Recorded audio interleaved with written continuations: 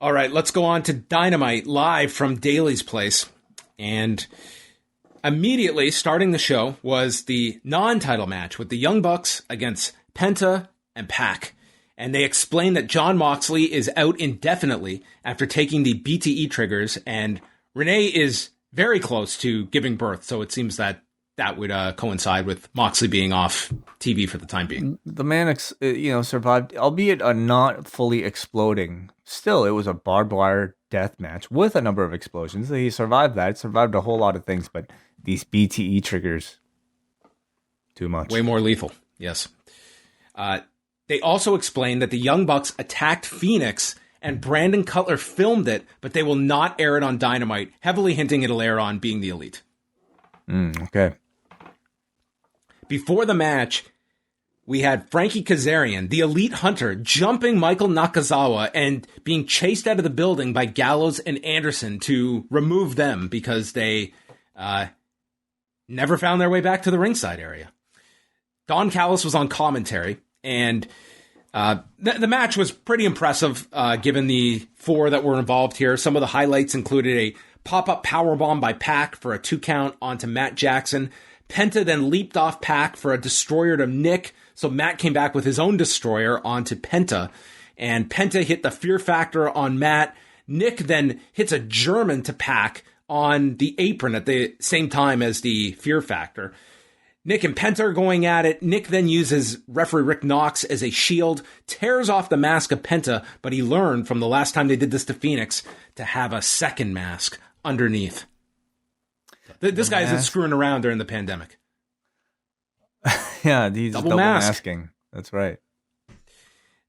He goes for a Fear Factor onto Nick, and then Pac follows with the Black Arrow. I think a lot of people bid on this as a finish, given it was non-title, but Matt still makes the save, and then Brandon Cutler gets involved, nailing Pac with his camera, and Nick stacks Pac in 927 as the Bucks continue the attack, go for the BTE trigger to Penta when Eddie Kingston runs in to save his former comrades. Really good match, as you would expect from these four. And I'm expecting a lot of Brandon Cutler this week on BTE between the Phoenix thing and him having to use his gimbal and camera for the finish of this match. You'll probably get to see the actual shot. You probably will, yeah. This was definitely the best show of either night. It was good. Best match, you mean, of either show? What did I say? Best show, I think is what you said. Oh, I would say this was the best show of the two, but this was the best match of either show as well. Tony Schiavone brings out Mark Henry, who was wearing a salmon-colored shirt.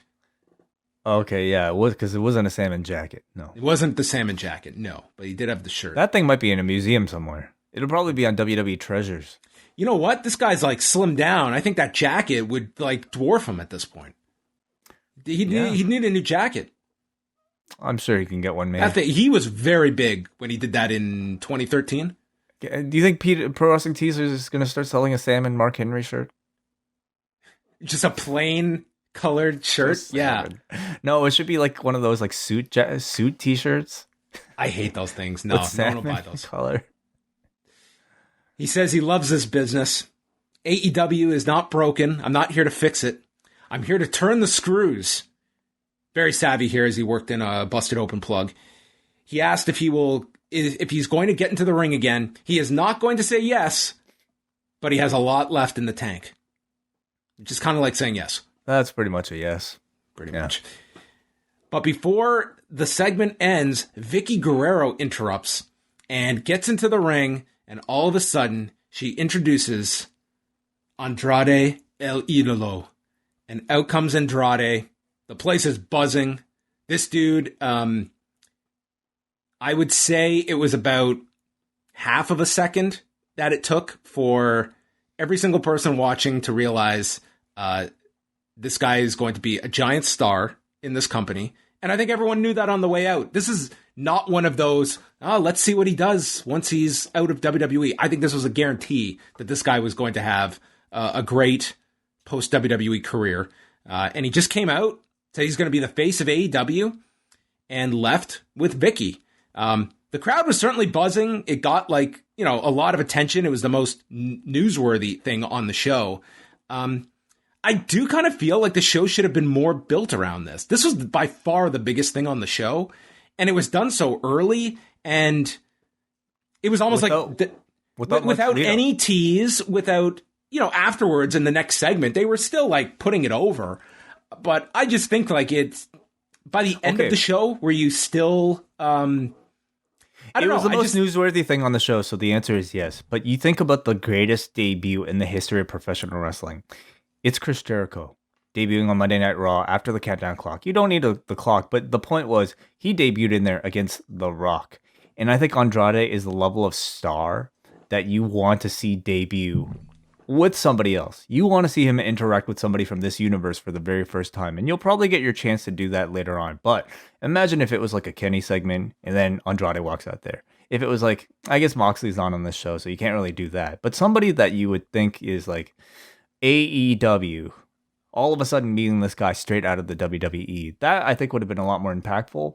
You know, maybe this was something that came together at the very last minute, because certainly, like, judging by the way that it was introduced, it did not feel all that, there wasn't that much planning involved, it didn't seem. Like, it felt like almost shoehorned into the show.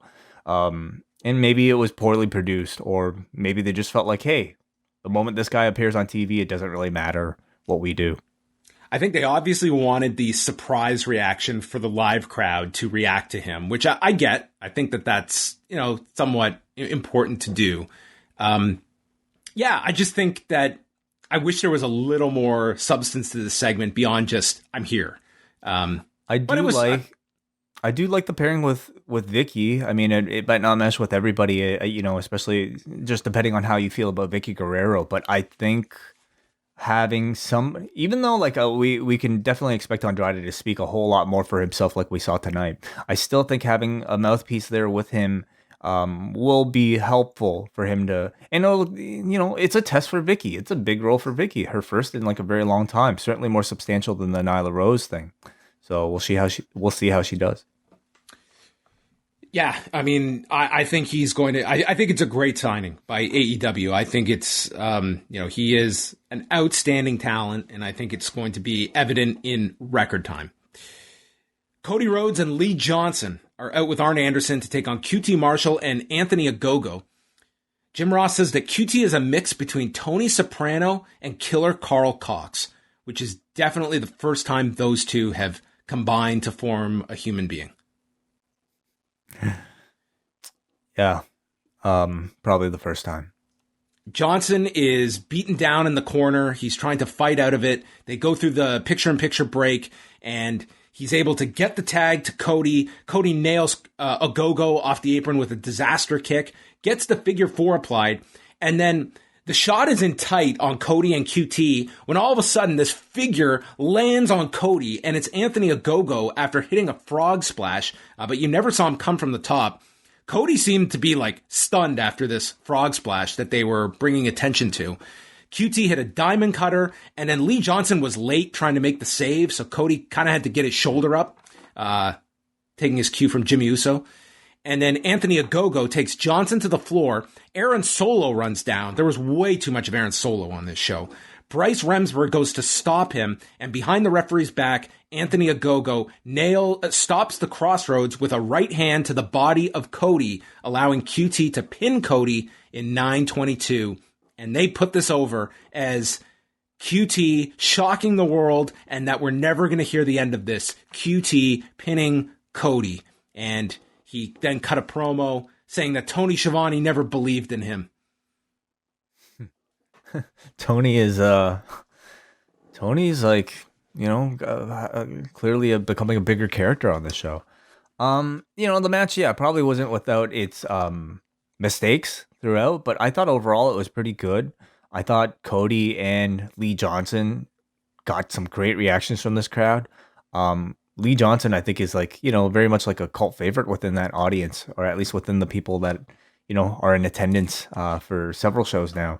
So this seems to be their way of getting through this feud, or at least continuing this feud, or maybe, yeah, just simply their way of rehabbing the factory after both men lost to Cody in QT and Anthony Ogogo. And God, this factory is not really all that successful at all. Like, they're not very good at these singles matches that we know. So they needed to cheat here to get some sort of victory, and you're going to have QT Marshall gloating about it afterwards incessantly. So, if there was any concern that, like, crowds are turning on Cody, they were reacting really big to him as normal here. So, I think he's totally fine. The Inner Circle comes out, enormous reaction for them. I mean, just like, it is a true superstar entrance that they have, and they seem more over now. They announced that they are giving every fan at Daly's Place a free Inner Circle shirt, which is under their chairs, which would actually set up a great spot for later with Britt Baker. But all these fans are holding up their Inner Circle Stadium Stampede shirts. Sammy Guevara is put over as the hero of Stadium Stampede. He gave a story about how he used to do 630s off his mom's roof. Now he's doing them in the main event of pay-per-views. And by doing it to Spears, he got to keep his brothers together. And I love you guys. Santana takes the mic and says, what did we really accomplish? We still have to hear from the Pinnacle. I want them laying in a ditch. FTR tried to end our careers last week. They were very unsuccessful in trying to end their careers. They didn't even screw up their weekend plans. Yeah, no. They were fine. It's far from over, so they're still gunning for FTR. Jake Hager, who is just becoming like the most unique promo in the industry, said they tried to end us. They don't get to say when it ends. We're going to give another ass whooping, and we'll say when it's over. And he challenges Wardlow to the type of match he's never lost. An MMA cage fight in 2 weeks on Dynamite. I did not expect him to say that. I find that really interesting. What is AEW's version of a work shoot MMA fight going to look like in 2021? I don't know if I have that much trust, to be honest, but I hope they go more blood sport style and less like full on MMA replicant. Maybe they'll bring in Josh Rosenthal. Maybe, and then maybe afterwards, the National will play, and they'll hug and they'll walk out. Wardlow, I'm sorry. I love you. Very few people will understand, because I don't know how many people listened to that Warrior review that we dropped in the middle of like a really busy week. Jericho is pissed off about being powerbombed off a stage by Wardlow, and that prick MJF pisses me off. He tried to end my career and my life at Blood and Guts. I've never been the same since, and I have to settle the score. The way this promo was going, you thought he was going to be like putting his career on the line. Like, he kept hitting the fact that, he almost ended his career. I've got to settle the score, but didn't go that far. Why would he put his career on the line if he was just afraid of losing his career? He set it up here. He said, if I am as great as everyone says, and I'm still here continuing to build AEW, then I have to be able to beat MJF. He was essentially laying it out. Like, if I'm not at this level, I shouldn't be here. I see. And he says that could still be a step. Possible.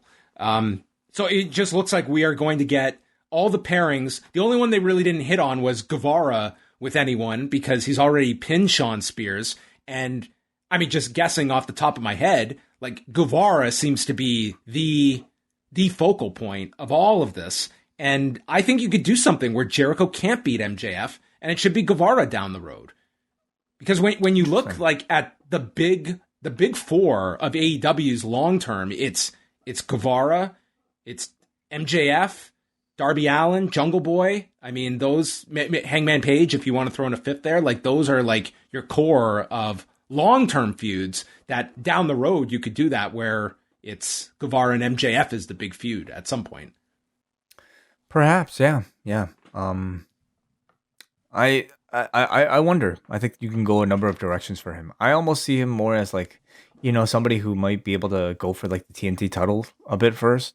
But maybe he doesn't need to. Maybe he can go straight to MJF and really kind of leapfrog over that whole mid-card division. it's a bit of a backwards program when you think about it, right? Because they had the big blow off match with Blood and Guts. Then we had sort of like your Stadium Stampede, bigger sprawling match, and now we're off into the singles programs for the rest of the summer.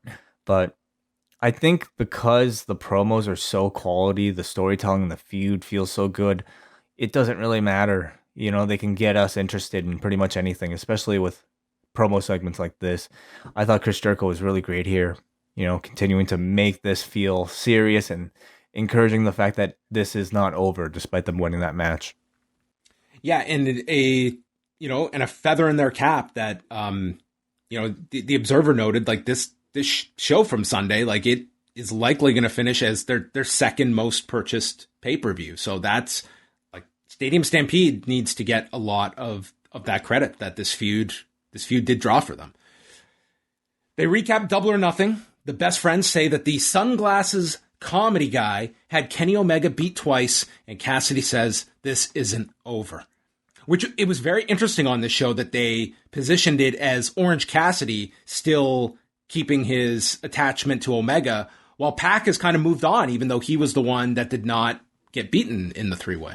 You know, I'm guessing at some point down the line, maybe it was always supposed to be Kenny versus Orange, but because they felt like this show could have been fun without that, I could see them saving Orange versus Kenny for, you know, one of their big TV shows coming up.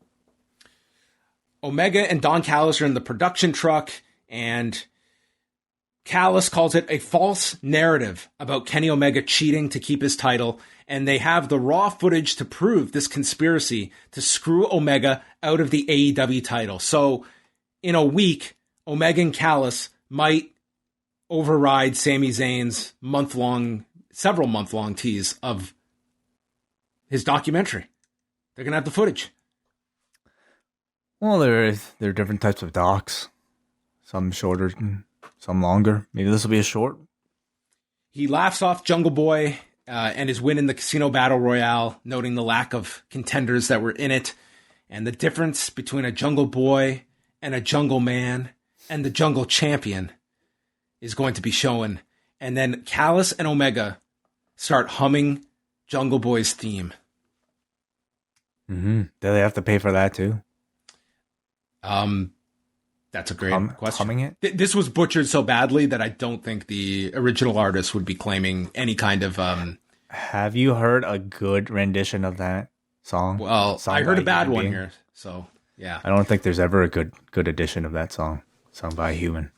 Well, then we went right to the actual one because Jungle Boy was out next with Christian Cage to take on Private Party, who are sporting a 5-0 record this year. Are you aware of that? No. Didn't know. Throughout the match, they're teasing stuff between Christian and Matt Hardy, which is obviously a direction they're going with. Matt Hardy is getting involved, helping Private Party get away with cheating on Cage. At one point, the Private Party tried to mock Cage with the 5-second pose, but got dropped with inverted DDTs. Jungle Boy got the big tag, and he took a thumb to the eye, kicked out of a roll-up, and then intercepted the gin and juice. And Jungle Boy took Quen off the turnbuckle, almost like in the setup of a Styles Clash, and then jumped to the mat. It was a spot that we've seen Jericho do a number of times where he takes a Frankensteiner and then stops it and then jumps down from the second turnbuckle into the walls of Jericho. That always makes me nervous. And this one just made me frightened as well. Yeah. It seemed Mark Quen was fine, but it looked... I mean, he dropped him here and then went right to the snare trap and got the submission at 11:27. But man, that's one I hate that spot. It's not impressive. It doesn't get a pop. It's just like it's a transition. No, it's a nice, surprising transition. Like anytime like Jericho's gone, but you're shocked because you're thinking he's about to drop a guy on his head, and I'm sure so much can go wrong that I just don't even know if it's worth it. But anyway, they're strapping the rocket onto Jungle Boy, and I sometimes I wonder, like, I imagine this was always the plan, but like you hear so much about the reaction that he got at that set of tapings last night, and I would think that maybe it just simply told Tony Khan that he was on the right track with this guy. Whatever they're doing with him, giving him the music, having him perform in the matches that they have is really working. it also seems to break off Christian from Team Taz. He seems to be done with that. I like him more with Matt Hardy anyway. It's a better, more natural feud considering their history. And there's, I kind of like Christian as like this mentor for Jungle Boy. It's a nice pairing to lead up to this match, and I think you could do it. First of all, I think it's a benefit that they've pushed the Omega Jungle Boy match a few weeks to build it up more, as opposed to doing it next week. So you have now several weeks to do that. And number two, if you have this link, it makes all the sense in the world that you could have Christian in the corner of Jungle Boy, and that could spin off into doing that Omega cage match, which should be a TV match and could be Omega's next big match sometime in the summer. It could, yeah. Or maybe Christian will turn on him. You could have him throw in the towel or something. There's ways to do it, but I do like the association with Christian, who's trying to find something, I think, to sink his teeth into that we're not quite haven't arrived at yet. After the match, Hardy hit Cage with a twist of fate on the ramp, so that match is probably happening sooner rather than later. Mm-hmm. Team Taz react to Hangman Page's win over Brian Cage. They're now one-on-one, so Taz wants Hangman to find a partner to face Cage and Hobbs next week. Ricky Starks walks off mid-promo, and Taz just keeps going, and he plugs Elevation for Monday, where Cage and Hobbs are going to kill two dudes. So tune in. I was pretty fixated on looking at Hook in this segment, eyeing Brian Cage to death. So Hook is being built as the monster of this group. I'm telling you, he's going to be like, he's going to be the destroyer you guys never saw. Oh, I can't wait. This play, they got to do that in front of a live crowd when they're ready for Hook to truly ascend. They got to book Hook like Brock Lesnar, I think. Shivani brings out Sting and Darby. They've got a new t-shirt together. Sting puts over Double or Nothing. It's a night that stands up with anything he has ever done in wrestling. He thanks all the fans. And then Scorpio Sky and Ethan Page appear on the screen. Sky says, Sting, you were incredible. And says you were even able to drag Darby Allin across the finish line. And you're carrying him in his career. Ethan Page calls Darby a spineless, codependent bitch. And challenges Darby to find anyone but Sting to beat us. This was the most backwards logic I have ever heard from two heels that made it great. You beat us because you had the 62-year-old guy with us. Do it without the 62-year-old. You're awful, Darby. We'll gladly admit defeat to Sting, but you did jack shit. And then Darby has the mic, and it's like he's about to speak when all of a sudden a graphic for Britt Baker appears and we go to commercial. It seemed very abrupt. Who knows? Yeah, it did feel abrupt to me. I don't know if that's just Darby holding the mic a certain way, but yeah, no, typically he literally looked like he was preparing to say something, and then boom, we cut. I think they moved on a little too fast, and you even had like JR kind of quip that, Darby is speechless. Darby's speechless. Yeah, I don't think he was. I think he was speechful. Don't worry, John. We'll get a black and white video student film, I'm sure, next week. They're silencing me. Yeah. That's his thing, silent film, right? So, yeah. I thought Sting was great here, giving almost like a celebration speech for what I think was a huge moment for him, and I can legitimately believe that he would put that moment up there with some of his other career highlights after having been away for so long and getting the response and reaction that he did last on Sunday. So I thought Sting made that pay-per-view and made AEW sound really important. Yeah, I mean, it was one where you didn't know how. I think people thought like that match will be fine given who's involved, but Sting was, it was a question mark. It couldn't have gone better. So, I mean, he should be very proud of that performance. Britt Baker's championship celebration. This is hosted by Tony Schiavone. We've got the ring full of just random members of the roster with zero connection to Britt Baker. It's like the Wingmen, Nyla, Vicky, Serpentico. Were they heels at least? You did have heels, yeah. Like, were they all heels? Well, yeah. Okay. So that's although you were going to shoot an angle with one of them. And then Helico and Jack Evans were there, just to remind you, they're still here. And we've got a plate full of burgers on top of that. Britt calls herself La Champion and then tells everyone she received 1,500. Is that how that works? Well, it's like the if female. It's the male, yeah, I know, but is it simple as that? Does it not go by the word rather than the person? I guess so. Okay. Yeah, it's identifying her. I'm Canadian. I should know this French stuff. Right? How late did you do French? I'll ask Pat McAfee. Oui. That's our champion. How late did you do French in high school? What grade? I think I did it from like grade 4 till grade 9. Yeah, I could have stopped it after 9th grade, and then I did it in the 10th grade. I actually enjoyed it. I hated French in elementary school, and then I got really, really good at it in grade 9 when I applied myself. And I was like, oh yeah, I'll just do this again. I got grade 9, I was on fire. I had like straight A's. It was a strong academic year for me. I can believe it. They didn't stay that way, but nonetheless, here I am. She had $1,500 burger coupons, and she's put them all under the seats, which was great because there were way more than 1,500 people here. And so all these people go to check, and there's nothing under their seats. And she says, all these coupons for burgers are mine because I did all the work. She says this is the start of a new era. She was working overtime, making sure everyone has it drummed into them to get this DMD over. And then offers Shivani and Rebel burgers. And then Nyla Rose comes and knocks the burgers away, gives Baker the middle finger, and then pops the balloons and leaves. Baker has tremendous presence, but I will say, like, this kind of felt just to me like too low end of a segment for Baker, who I just see as like a superstar level. And we were doing like mid-card comedy segment here with her. I didn't really understand why she chose burgers as like her motif, to celebrate with.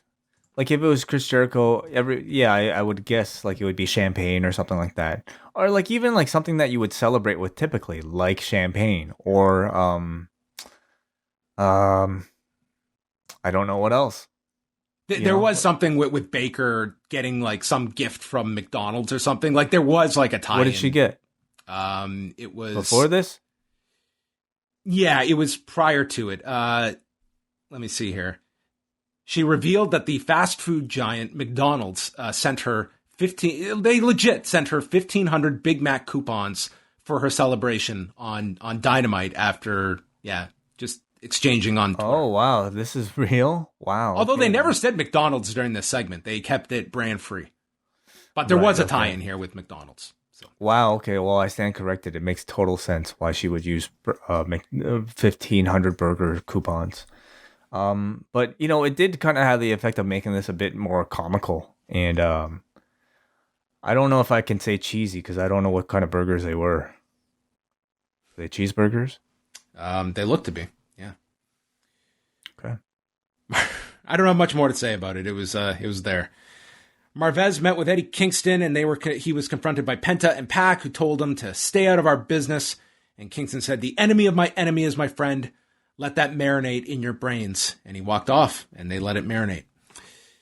Red Velvet and the Bunny, most of this was done in picture-in-picture. What was not was Red Velvet's Tope Suicida, and she, I guess, was paying tribute to Lita here because she nearly killed herself landing on the floor. This was frightening. It was a tribute to Lita or WrestleMania with The Undertaker and Shawn Michaels. Oh, God. It looked that scary. Yeah. Bunny came back. She took over most of the match, hit a sliding forearm smash. We went through the break. Bunny got brass knuckles, and then Red Velvet's teammates, Big Swole and Kylan King, got involved to try and alert the referee. Velvet made her come back and hit her just desserts, spinning roundhouse kick for the win in 7 minutes. I'm getting pretty hungry, between the burgers and the marinating and the desserts. Like, oh, yeah, and then she was stirring the pot afterwards. I mean, she was just putting this whole concoction together. Kind of late to eat a full meal, but, I mean, Dynamite will do that. Yeah. Dark Order is celebrating John Silver's birthday. I think Red Velvet did well. Like, despite the ugly dive, I think she has a ton of personality, and I'm glad that they gave her the win here. It suggests that they're pushing her. Oh yeah, they're definitely going with Red Velvet. It wasn't a match that jumped out at me. Like, not awful, but not great. It was. I was definitely like, this was, to me. This was feeling more dark territory. Like, this felt like stuff that you wouldn't often see on Dynamite. But this was definitely like a lower caliber Dynamite. I thought overall. Yeah, like nothing from Riho, nothing from Shida. I guess Shida's going to be off for a little bit. You had the Britt Baker thing, so I guess that would kind of fulfilled that quota. But nothing from Serena Deeb, you know. But you got to make room for. You can't make room for everybody. John Silver, it's his birthday, and much like Wei, he's hungry for some gold. Is there food tie into every match, every segment? I guess so, yes. But then Silver says he's been granted a TNT title shot, but he's not cleared, which I don't know why you would grant someone a title shot with that understanding. So he's handing the title shot to Evil Uno, who will make them all proud. Mm-hmm. Cut to Miro, and already I perked up for this. First of all, I want to thank God for my power. Shout out to my wife for being hot. I am bigger, faster, and stronger than Evil Uno, who is coming from an emotional place. I have no feelings, but I will use this as a teachable lesson for the locker room to not come after me just because they think they can win. You better come and be sure you can survive. Mm-hmm. No big quotables this time, but I think this guy is still like a really fresh face or a really fresh voice on the show. All of a sudden, despite us having heard him for years now, he speaks very differently. He's great. What does he mean by Uno coming in from an emotional place, though? What's the emotional place? We just saw the guy get handed the title shot from John Silver. There's no emotion there. I don't know. See, Brian is suggesting, and Bruce are suggesting fighting for Brody, but that was never once insinuated in the segment, right? You could tie it into that. I mean, the Dark Order is going to have this, that's what the TNT title will mean to Dark Order. They did play that up a few weeks ago when you had... But it tells me that there's not much consistency between the production of these two segments that followed one another, because one guy was telling a different story than the other. It could have been set up if you were going that direction. Next week on the show, beyond the TNT title match, it'll be the Young Bucks and Brandon Cutler against Penta, Pac, and Eddie Kingston. So I guess it marinated in very quick fashion. Hangman Page and Preston Vance against Instapot against Powerhouse Hobbs and Brian Cage. So we have 3 matches announced so far. And I don't think they have a live show until that Saturday one. So I guess it sounds like and next week will be Friday night at 10 again. Yeah, I don't know if they hit that hard, but I mean, we're all kind of used to it at this point. So it will be here. Yeah. And the main event, Dustin Rhodes and Nick Comoroto in the Bullrope match, I guess going with the stipulation match to close this. Nick Comoroto got busted open pretty early in this match after they brawled on the floor. Fuego del Sol got involved because we did have the wrestlers on the floor for this, and Comoroto launched him onto the other guys on the floor. Rhodes continues. He attacks Aaron Solo, who got involved nonstop in this match. Nick is rammed into the post. They go through a break, and this is pretty late in the show. We come back from the break, and there is 4 minutes left in the show. Solo brings out a table. He takes a turnbuckle pad off, and then finally Colton Gunn attacks Solo to get rid of him. Dustin hits the final reckoning that Nick kicks out at 1. He tries to drop Comoroto onto the exposed buckle. Doesn't really land on it. The target was a bit off. And then he had kicked him low, hits a bulldog off the turnbuckle, and hog ties Comoroto's legs for the pinfall in 10:04. Ross says it wasn't pretty. It was bowling shoe ugly, but it was a physical matchup. I don't know. This to me, like we have raved about some of the main events this year on Dynamite. This one did not hit that level, nor come very close to me for it. The last Bullrope match Dustin had, it was a pretty intense war.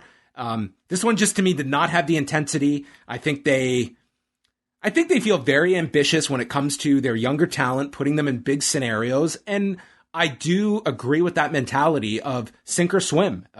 It's the deep end that they put some of these guys in, where they're either going to rise to the occasion or it is going to show limitations. And I think you could see that here with Comoroto, but I thought below the usual Dynamite standard of a main event, which is a pretty high one.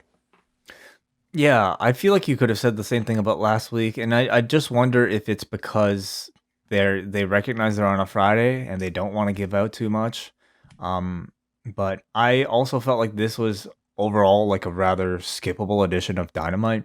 You know, really aside from like the Andrade appearance, I think the Bucks match, it felt largely like a pretty skippable show. I was like all in the first half hour, and I would say the rest, like it did feel like a come down show from the usual level of Dynamite. Like even the crowd, like compare that to throw out the pay-per-view, but like last week's show. I mean, the crowd to me was not like a big influencer either, adding a ton to the atmosphere.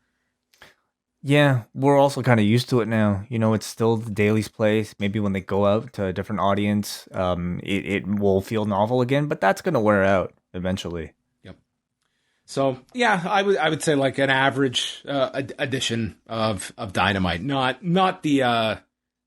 a must see show. So there you go.